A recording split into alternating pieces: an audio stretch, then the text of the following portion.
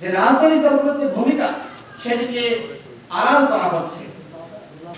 আমরা যেহেতু 2018 সালে সংস্কার আন্দোলন করেছিলাম, আমাদের অভিজ্ঞতা ছিল এবং আমরা যেটি মনে করি বাংলাদেশে আর কোনো দ্বিতীয় আন্দোলন নাই যে আন্দোলনে ঢাকা বিশ্ববিদ্যালয় সহ বাংলাদেশের সকল বিশ্ববিদ্যালয়ের শিক্ষার্থীরা স্বতঃস্ফূর্তভাবে অংশগ্রহণ করে। একমাত্র যেহেতু একটি চক্রান্তের মাধ্যমে আবারও 30% কোটা ফিরে এনেছিল, তখনই আমরা বিএনপি সহ বড় দলগুলোকে প্রস্তাব দিয়েছিলাম এই আন্দোলনকে রাজনীতিকরণ করতে হবে। আমরা তারেক রহমানের কাছে সেই বার্তা পাঠিয়েছিলাম, আমাদের সভাপতি নুরুল হক নূর, আমরা যে আপনারা বড় দল, আমাদের হয়তো সাংগঠনিক সক্ষমতা আপনাদের মধ্যে এত বড় নয়, আপনাদের আছে, এই আন্দোলনকে কাজে লাগান। আন্দোলন নয়, এটি গণ আন্দোলন ছিল, যে আন্দোলনের ছাত্ররা, যুবকরা, শ্রমিকরা, প্রত্যেকটা পেশার মানুষ যে আন্দোলনে অংশগ্রহণ করেছিল। এই আন্দোলনে শুধু সেন্ট্রাল লিডারশিপ ছিল না, কেন্দ্রীয় চরিত্র ছিল না, এই আন্দোলনে প্রত্যেকে যে যার জায়গা থেকে নেতৃত্ব দিয়েছে। সুতরাং আজকে যদি কেউ দাবি করে আমি এই আন্দোলনের নেতা, আমি সব করেছি, আমাদের নেতৃত্বে সব হয়েছে, তাহলে তারাও সেই আওয়ামী চেতনার স্টাইলে আওয়ামী লীগকে যেভাবে মানুষ ঘৃণা করছে, কেউ যদি দাবি করে তাদেরকে মানুষ ঠিক একইভাবে ঘৃণা করবে। প্রত্যেকটা সংগঠন, প্রত্যেকটা মানুষ, প্রত্যেকটা বিভিন্ন পর্যায়ে যারা দায়িত্ব ছিল, এমনকি সাংবাদিকরা, সবার এখানে কৃতিত্ব আছে। সবার সম্মিলিত প্রচেষ্টায় আমরা শেখ হাসিনা স্বৈরাচারের হাত থেকে আমরা রক্ষা পেয়েছি। যুব অধিকার পরিষদের মোহাম্মদ কামরুল ইসলাম, তিনি গাজীপুর মহানগর যুব অধিকার পরিষদের সহসভাপতি ছিলেন। শেখ নয়ন হবিগঞ্জ জেলা যুব অধিকার পরিষদের সদস্য ছিলেন।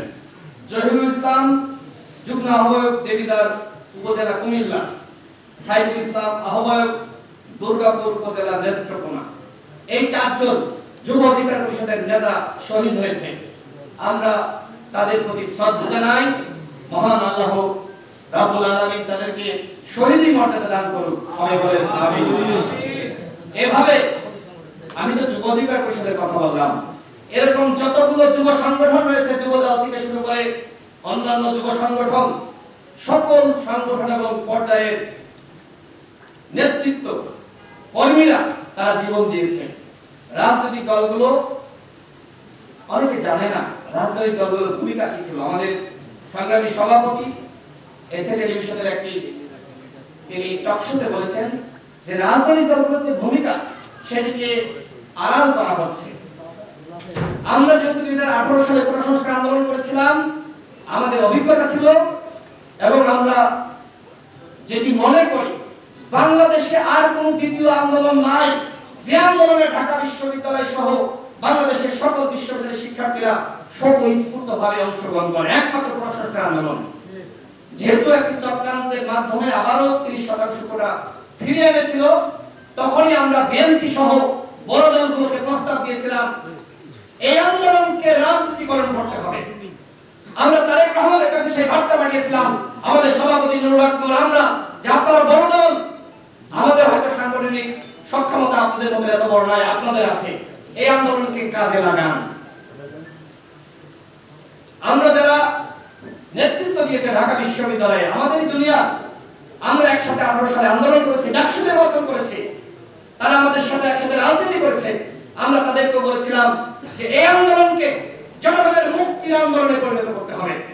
আমাদের সভাপতি তিনি তো তার একটি বক্তব্য, যেটা ডিবি কুখ্যাত ডিবি হারুন সে নিজেই বলেছে যে নুরুল হক নূর উস্কানিদাতা।